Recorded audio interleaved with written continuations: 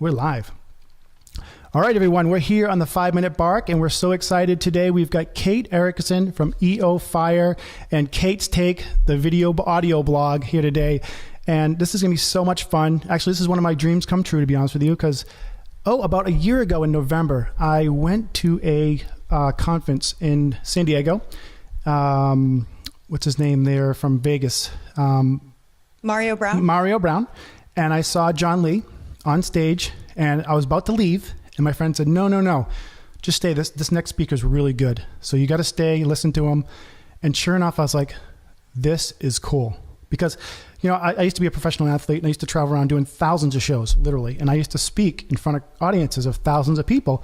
And here I am, I'm like, I can do this. This is really fun. So I want to try this out. So I started out, and now through that, I've been part of EOFire and the Podcaster's Paradise, and I've met so many amazing people. And I've gotten the lucky opportunity to have Kate on my show here today. So Kate, if they don't know anything about EOFire or you and what you're up to, why don't you give them a little heads up of who you are? Yeah, for sure. I just love that story of how you kind of came upon John Lee and like the EOFire brand, because it really goes to show like you never know who you're going to meet, where you're going to be, what time it's going to be, who you're going to be with. Like that chance that you ended up staying to watch him speak, and now look at everything that you've created with your amazing podcast and this beautiful studio that you have. And kudos to you, Dennis. It's really awesome. Thank you. Well, I'm inspired by you and many, of course. It's I come from a background where, backgrounds are very important. I actually teamed up with a friend of mine to create these backdrops. We call them blab backs.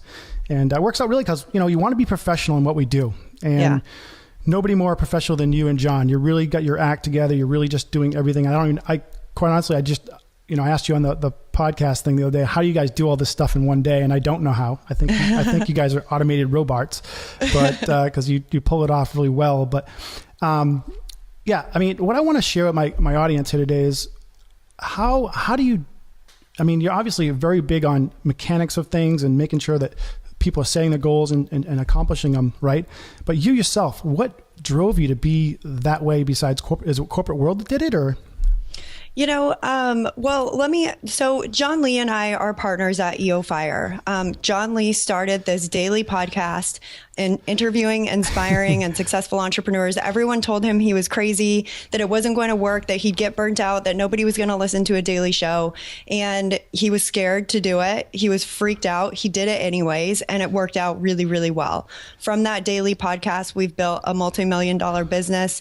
We've only been live for 3 years. I came on board as a part of the EOFire team after John launched. So I was working in corporate America when he launched the podcast.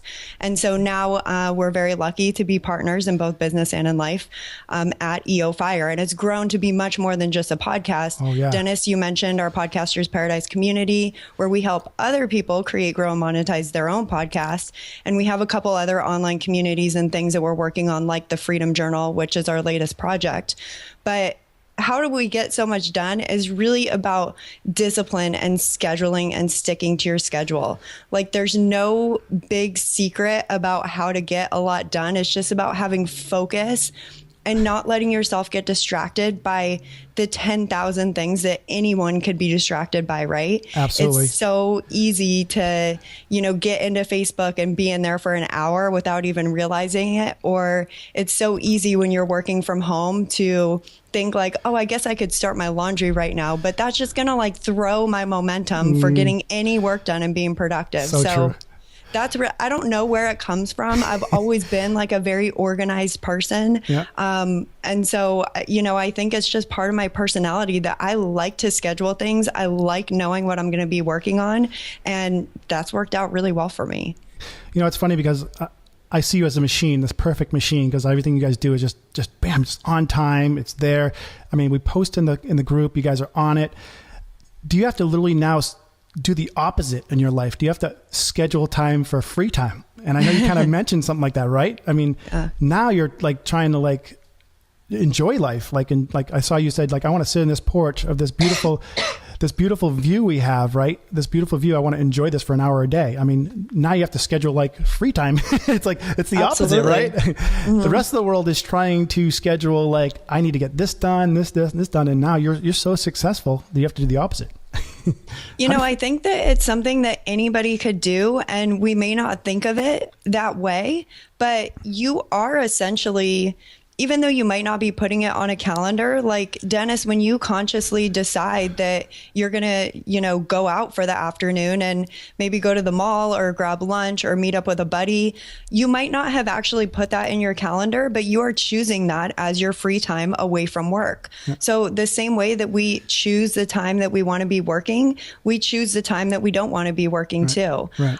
For me, like if I schedule it, I know it's going to happen. And I don't want to live my life so entangled and, focused on work that I don't have a life anymore. That's really important to me. And so if that means putting in my calendar that I'm going to be out on my balcony for an hour every day, hey, I'm willing to do that if it makes it happen. There you go. I love that walk. And I don't know if you know, I ran into John a couple weeks ago, right before Christmas, I think. He was doing his power walk. He just got done doing 12 episodes, he said, that day. And so I got the chance to walk the whole bay with him. And Cody was with me, my dog. And we had a great little chat. And I got to see him actually do the 7-minute workout right there. It was pretty fun. So it was a pretty good experience. And you guys are so motivated, so excited. And one of the things I really love is your blog. I'm not your blog, your podcast. Now it used to be a blog. Now it's a podcast. You get so many great like golden nuggets for people. And what inspires you to give away so much free stuff? You know what I mean? You give us so much free stuff. Is that something you can share with the audience out there? Yeah, sorry, ahead. I'm having a coughing fit right now. Go ahead. It all happens. It happens. It's real. It's real time. Yeah. The last couple of days I've been having something going on with my throat. Sorry. Well, it's okay. When we hear from our listeners or our readers or our community in general, that something that we've shared has helped them create a podcast, create a blog. Do you need a glass of water? I've got one. Thank you. Here, drink this. It's super water. Can you get it? Yeah. I got it.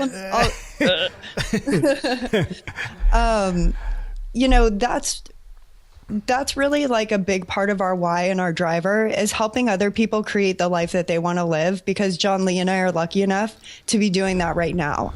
And if we can share information with other people about the steps that we've taken so that they can do maybe not necessarily the same thing, but they could find what works for them and duplicate it in whether it be a blog or a podcast or a video show or whatever it might be.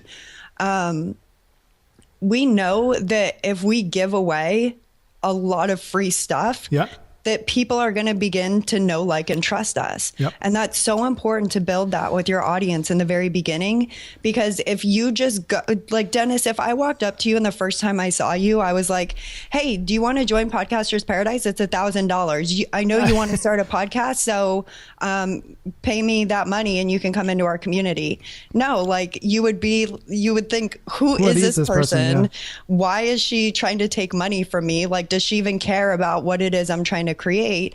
And so that's not how you build relationships, especially online. It's so important to get that trust in there first. And that's why John Lee and I knew that it was important at the very foundation of this business. We've got to give. It's like Gary Vaynerchuk's jab, jab, jab, right hook, right? Yeah. He talks about it specifically around social media, but that really applies to anything. You can't just go out and ask from things for people. You have to give them something so that you're not only establishing credibility and authority through giving that content and showing them that it's worked for you, but you're also building that trust with them. And with that trust comes, Dennis, you a few months after meeting myself and John saying, I am going to invest in this community because I see the value. I trust what John and Kate have to offer. And I feel like this is right for me now. Yeah. I just made my last payment, so I'm excited. I'm fully vested now. You're a lifetime member. I'm now a lifetime member, and that's not even available anymore, right? That's not even available. Yep. And so I joined what's called Podcasters Paradise, and they literally give us every single tool and then some. and then some on how to be a podcaster, how to generate revenue, how to speak, how to set it all up, everything they do. And they keep on adding to it. And the value just goes on forever and ever and ever. And I'm thankful for that. I'm really honestly thankful for that. And which leads me to my next question, Kate, and it's more of a personal one. It's like, I mean, you're giving all the time. I mean, how good does that feel? Feels amazing. I wouldn't have it any other way. Right. I just love giving things to people. I love helping people. And, you know, I think that looking at our business model and seeing what we've created, that it works. Right. If you are helping people with something that's a pain point for them and you're able to give them something that moves them forward and changes their life in some way, that will come back to you. Yeah, absolutely. How many times a day do you get that, like, that energized tingle through your body from like, oh my God, that's such a great compliment I got, or oh my God, this is just so nice that people are just enjoying what we've done. I mean, do you get that like daily, all day long? It's definitely often. You know, we're very lucky that people reach out to us and are very vocal about, you know, the things that have changed their lives. And luckily some of those things have been because of myself and John. Yeah. But Dennis, I mean, I'd be lying if I didn't say the flip side was there too. We get a lot of emails that aren't very positive and that, you know, frankly say very nasty things about us and our business. And that's really tough too, because, you know, as human beings, that type of feedback and those types of comments seem to stick with us more and longer than a good one, which is pretty crazy, right? Yeah. But, you know, it just takes that one nasty comment to like really throw a wrench and stuff. You know, Kate, I'm going to ask you a question right now. Who is the most criticized person on the planet? Probably me by myself. No. I'll narrow it down. Who's the most criticized person in the United States? The president. Okay. Yeah. So that shows you right there that because somebody's successful, right, they're criticized and they look up to you. So really what they're really saying, honestly, deep down inside is they're jealous, and that's all there is. And I've seen how John has reacted to some of this stuff, and you're always the better man or the better woman in responding to that. And I've seen it. I've interacted with John and how he's handled some of these things, and it just makes you stronger. And just to know that like you're doing something right when somebody's criticizing you, really is what it comes down to. So take it, I agree. Keep your chin up, and keep it going. And it's just amazing what you guys are doing out there. It's just giving. And I know that I've truly like enjoyed it for every moment. And because of that, I've got my own podcast now, and I get these messages. I get Armenia and Brazil, and it's like, hey, I listened to your podcast today. It inspired me. It's like, I run and tell my friends, like I take screenshots. Look what I got today. Look at it. Cause that's like my pay, right? You know, right now it's amazing. Yeah, it's my pay. And it's like, I could go, you know, sell real estate, or I could go be a venture capitalist or whatever. But man, this is just, I am creating energy between two human beings here that is enlightening their life. And how much is that worth? Right. Yeah. I think the billionaires in the world want that. They want to buy that, and they can't because they're just not taking that time to do that energy. Well, and it's unique to you. You know, they are drawn to your podcast and your content because you are Dennis. Like nobody else is Dennis. No, and you're Kate. And that's the ripple effect. I mean, that's a beautiful thing about just giving to one person. You know, a lot of people get like really caught up in, well, I'm not going to have a big audience, or how am I ever going to reach, you know, thousands of people? But it's not about reaching thousands of people. It's about reaching one person that's then going to pay that forward to somebody else. It's a ripple effect, right? Absolutely. You impact one person. Dennis, you started a podcast, and now you're impacting people through your podcast, and the people you're impacting through your podcast are going to impact people with whatever they create. And so that's what it's about. I literally went on I don't know if you heard of I'm MindMeister before, but it's like a little thing you can do, like a web of things. And I had this one person that was on my show, Kate Stroman is her name. And she's out of Pennsylvania. I saw her she was like just trying to do her first post, and she talked about this snake in a forest, and we became real close friends. I said, you know, would you like to be on a podcast? She's like, that would be the best thing in the world ever. So I took her on, and she's just had some breakthrough moments on the podcast. It was amazing. But what she's done for me, I put like, it's Katie. She introduced me to this person, this person, this person, this person, this person. And then I broke out to this person. It's like this huge web from one person that I actually paid attention to, commented on, and was aware of, and look what happens. So, and that's what you guys are doing. That's awesome. Yeah, it's really exciting. And I'm really excited we get to share all this stuff together. Well, I don't want to put you on here too long. I know you've got a cough going and you're a busy one. You said you have to be off by 10:30 something here because you got another podcast, or what do you got? Yeah, I do. I have another interview right after this. Cool. And I just want to thank you so much for being on the 5-minute bark. And now you're officially an episode. Yay! So yay. And say hello to John for it. Give him a high five. Is he doing push-ups right now in the other room? Pull-ups. He's got a pull-up bar above his microphone. Yep. So do you do the walk with him sometimes too as well, or? Sometimes. Like yesterday I did. Yeah. But other times, I'll do my own walk at a different time. He goes a long ways. He's doing 10,000 steps a walk. Wow. That's awesome. So like yesterday I went with him probably like 3/4 of the way. And then I was like, all right, bye. Awesome. So what could you leave my audience with, maybe to inspire them or to give them as a little nugget from here on out? Just start. Stop waiting for the perfect time to do what you truly deep inside know you want to do. Just start doing it. And, it might not be tomorrow or next week or next month that you are exactly where you want to be. But if you don't start and take that first step, you're never going to be there. So just start. I love it. Kate, thank you so much for your time. Thank you, I appreciate Dennis. this. I know you have a very busy schedule and you fit me in, and I appreciate that. And listeners, this is Kate Erickson, and they just released what's called the Freedom Journal as well. And it's on Kickstarter, and it's an amazing book that outlines 100 days. Actually, why don't you explain it, because you'll be able to do it better than I am. Yeah, for sure. So the Freedom Journal, we built it as a guide, as your accountability partner to setting and accomplishing your number one goal in 100 days. So the Freedom Journal will guide you through that process, help you set a SMART goal, lead you through daily and nightly activities so that you're tracking your progress.